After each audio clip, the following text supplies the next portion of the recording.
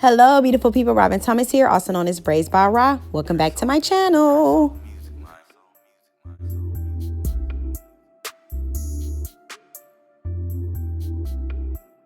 If you know me, you know I love some new growth.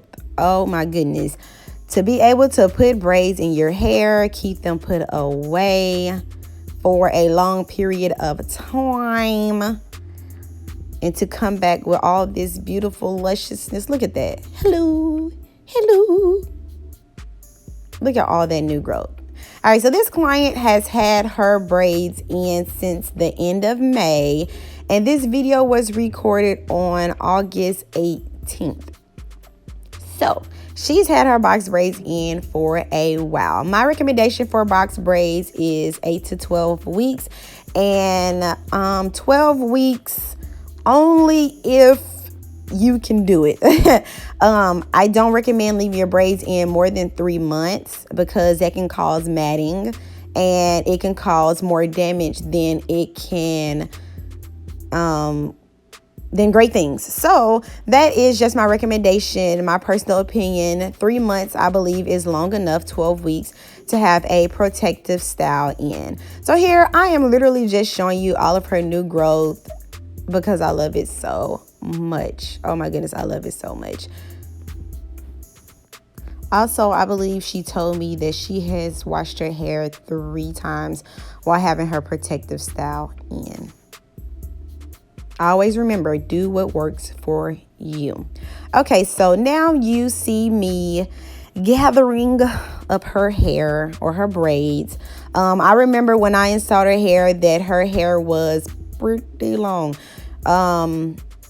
because she was only getting mid-back. She wanted small mid-back braids. She wanted to be able to do a lot with them, which is one of the reasons she got small. So I'm really looking at the ends, making sure that I do not cut any of her hair off. And a tip for you all, whenever cutting your box braids, whenever you feel like you are cutting, or whenever you feel like you found where your hair stops, if you can, try to. It was kind of hard in this situation because her hair was so long, but if you can, try to cut an inch below it. So to make sure that you are not cutting off any unnecessary hair. I cannot tell you how many clients I have had from people, or, who have either been rushing or maybe not even rushing, just cutting right under where they think their hair stops.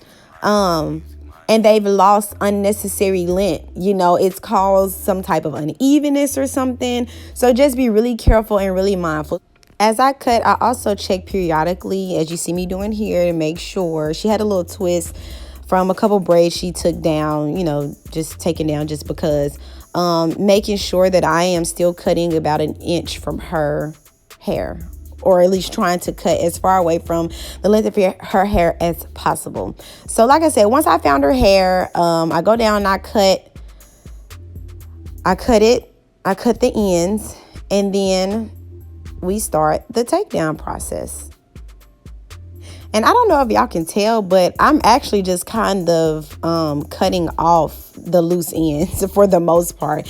Even while I was taking her hair down, I was actually unbraiding her ends. So that's how long her hair was. And another tip, and I've mentioned this before on another video, her hair is long. So whenever I dipped her hair, because you want to, dip it a ways up, to make sure everything is sealed in, as I do to my hair, and I try to do to all of my clients' hair whenever I do their braids, is whenever I'm dipping the hair, boil the water, and I let the water sit for like 7 to 10 minutes, just so it's like, well, maybe not 7. Okay, maybe like 5 to 7. Y'all, be over exaggerating. So maybe like 5 to 7 minutes where it's not scorching hot, because you can get heat damage from that. Like, that is hot boiling water. Just like if the hot boiling water was to splash on your skin, you get a boil from that, or you can get, a burn from that.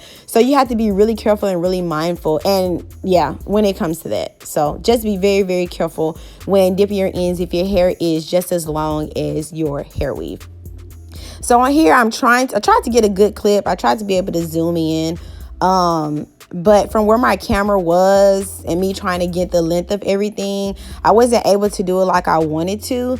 But whenever you have braids in and you're doing your takedown, there is one side that is easier than the other side whenever taking it down. So usually, if your braids are laying flat, turn them like they're just laying flat to your head. You take a braid, you turn it the opposite way, and then you start to take it down. It's just so much easier with the ridges. I really wish I was able to, I hope you guys are able to see it on here, but I wish I was able to get a really close-up clip. Don't worry, this won't be the only takedown video for box braids that I have for you all. I hope this explanation is good enough for right now. Like I said, I do plan on doing other takedown videos in the future. And I'll be sure to really, really zoom in on that. That alone can make your takedown process a lot smoother than your regular takedown process. Looking at the hair. So I'm looking at it. I'm looking at the different sides. You see how it is? Watch this. It's flipped. It is flipped so that I am able to get in those ridges easily and then take it down. Now, as you've seen, I've taken down a couple of braids already. I like to start with the comb just because whenever you do dip the hair and it's sealed in, I don't know, that hair down there is just a little extra tight, whether or not you're using hot boiled water or you just sitting, or your braids, period. Anytime you have it in braids for a long period of time, like I said, she's had hers in for, since the end of May up until August. And I said 18th earlier. I think it was 16. Like, she was like, girl, I got these braids out. Like, I've had them in forever. So we actually moved her appointment up just a couple of days. But I like to start with the comb and use the comb for as long as I can. Usually whenever it starts to give me pushback, or starts to get tangled at the ends or something like that, or once I've reached their hair, which starts to cause tangling from the two different textures, the texture of the hair weave and the texture of the client's hair, I put the comb down and I begin to use both of my hands. It's easier that way, and I definitely suggest that you use both of your hands as opposed to one of your hands.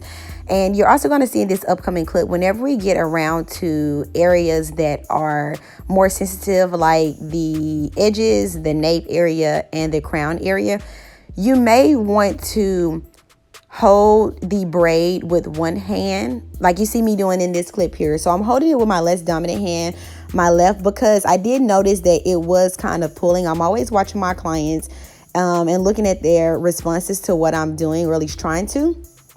So you may have to, use one hand to hold while taking down the braid with the right hand. Only when you get to certain parts. You won't have to do that all the time. Only when you get to certain areas. Whenever you're doing your takedown, please, please, please make sure you have enough time to where you don't have to rush, where you can really take your time. You can take your hair down where you can detangle it thoroughly. That way you have as minimum breakage as possible. You're definitely going to have shedding because your hair had absolutely nowhere to go while your hair was in a protective style, but you can minimize breakage tremendously, by using these techniques when taking your hair down. Remember, there's no point in doing a protective style and then ruining it at the end,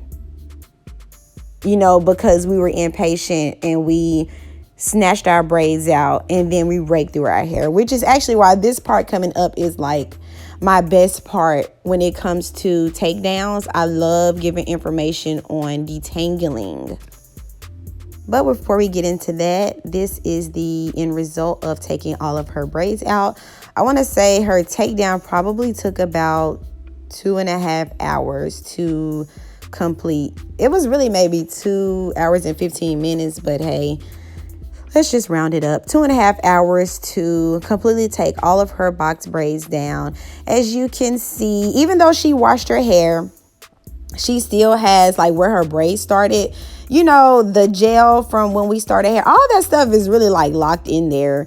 The gel, the whatever she was using for her hair, you know, product buildup, oils and things like that, and then just lint and debris and stuff from everyday life.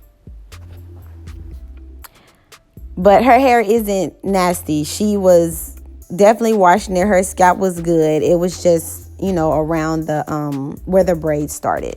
Okay, so here you see me finger detangling. Now, some people will say that is not smart for you to do. And what I'm talking about is detangling with dry hair. I don't believe you should wet your hair after you take your braids out, especially with natural hair, because it doesn't do anything but tangle up even more, which causes unnecessary breakage. Either that or even longer, you know, with detangling your hair to make sure that you don't cause any breakage or anything. So what I'm doing is I'm literally taking where braid by braid was, and I am stretching out that section where that lint, whatever that buildup is. I am stretching that section out. As I'm doing that, I am raking shed hair as much as I can. So I'm just really doing little pieces at a time, and I'm taking out the shed hair as I go along. Detangling on dry hair detangling on dry hair using your fingers thoroughly right after you're taking your braids down is the best thing to do, in my opinion. It makes your wash routine so much easier. Detangling your hair, period, before you wash your hair. I mean, thoroughly detangling your hair before you wash it, I believe takes down so much of your wash day. Your wash day isn't even a wash day anymore, because the wash day is not just washing it, it's the detangling of it. So go ahead and get that out of the way. Get into your scalp real good.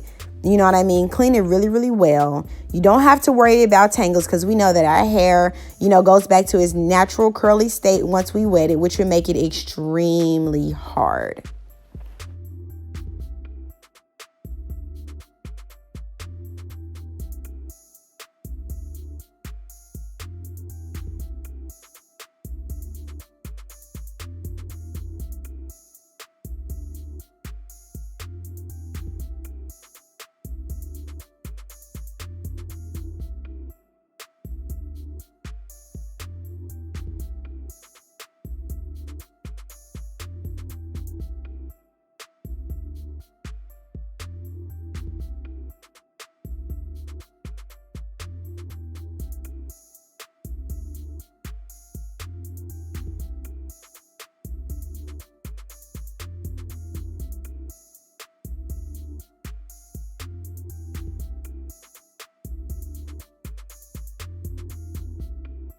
Now, you may be like, sis tripping, talking about don't use no comb. I didn't just tell all my hair down, and you talking about not to use the comb. This is why you don't use a comb.